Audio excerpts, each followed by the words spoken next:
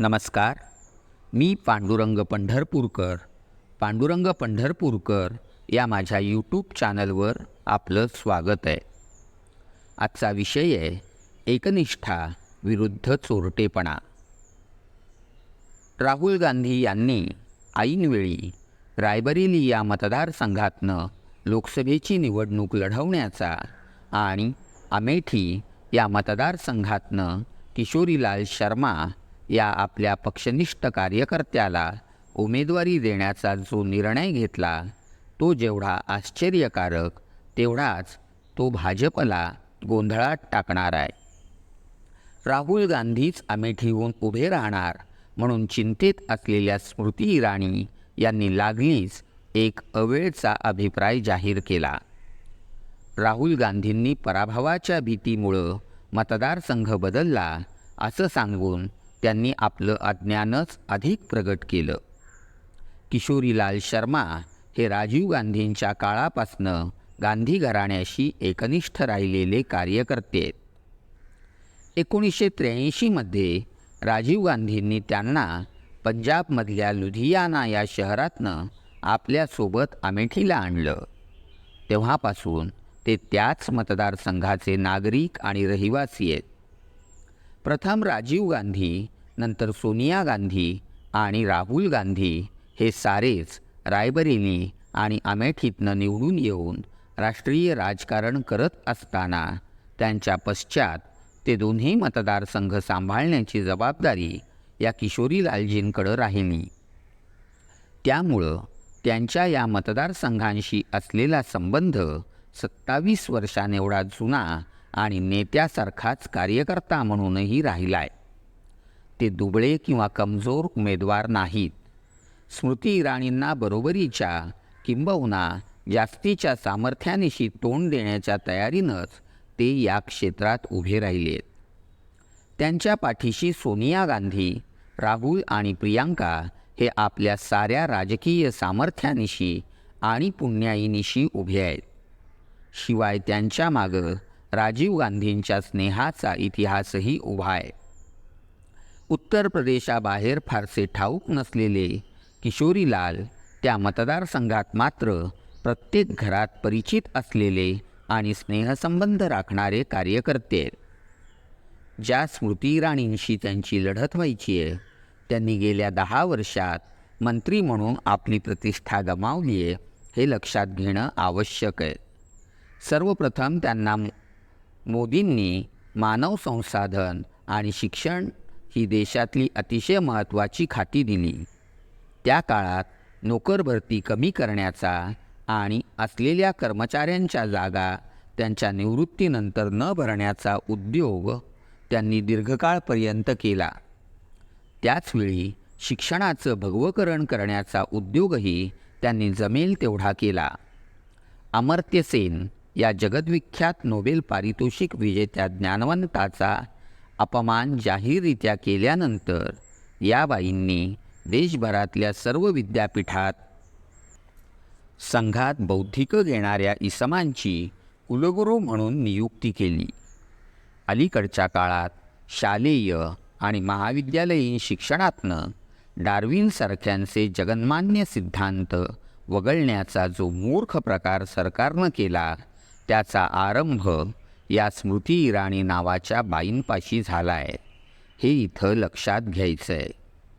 त्यांच्या संबंधीची आणखीही एक गोष्ट आहे ती ही की डॉक्टर मनमोहन सिंगांच्या पंतप्रधानपदाच्या कार्यकाळात पेट्रोलच्या किमती 60 रुपयांवरनं 63 रुपयांवर गेल्या आणि सिलेंडर 350 रुपयांवरून 400 रुपयांवर गेला तेव्हा या बाईंनी दिल्लीच्या चौकात अक्षरशः धिंगाणा घालून सरकारचा निषेध केला आणि मनमोहन सिंगांना बांगड्या पाठवण्याची लाजिरवाणी कृतीही केली.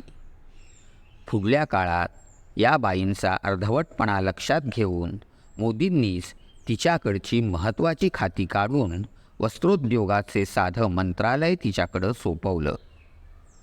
आता ती देशात कपडे विणण्याचं आणि महागडी वस्त्र विकण्याचे उद्योग चालवण्याकडं लक्ष देते.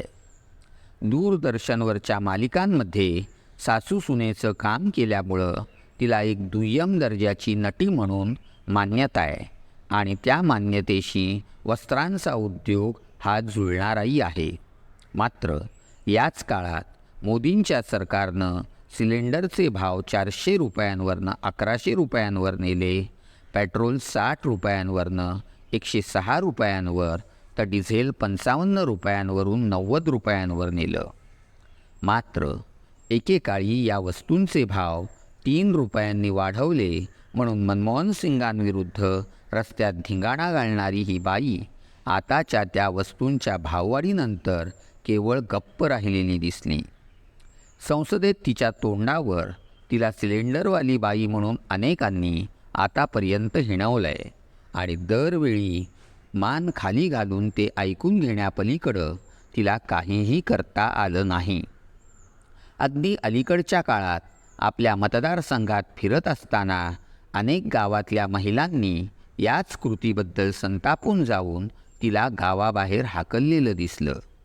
आपल्या पराक्रमाची जाहिरात करायला याही स्थितीत ती वायनाडला राहुल गांधींच्या मतदारसंघात गेली तेव्हा तिथल्या मतदारांनीही तिला धक्के देऊन केरळबाहेर पाठवलं. परिणामी आता होणारी अमेठीतली निवडणूक एक अकार्यक्षम म्हणून गाजलेल्या मंत्रिपदावरच्या महिलेचा लोकसभेची 2 क्षेत्र अत्यंत कार्यक्षमरित्या सांभाळलेल्या किशोरीलाल शर्मा यांच्या दरम्यान व्हायची आहे. किशोरीलाल देशात फारसे प्रसिद्ध नसले तरी उत्तर प्रदेशात लोकांची मान्यता प्राप्त केलेले नेते आहेत. स्मृती इराणी ही देशाच्या टीकेचा विषय झालेली आणि आपलं कोणतंही मंत्रिपद फारशा गांभीर्यानं न सांभाळणारी म्हणून जनतेला ठाऊक झाली आहे. याच काळात या बाईंचं वाचाळपणही बरीचशी कुप्रसिद्धता पावलेलं आहे.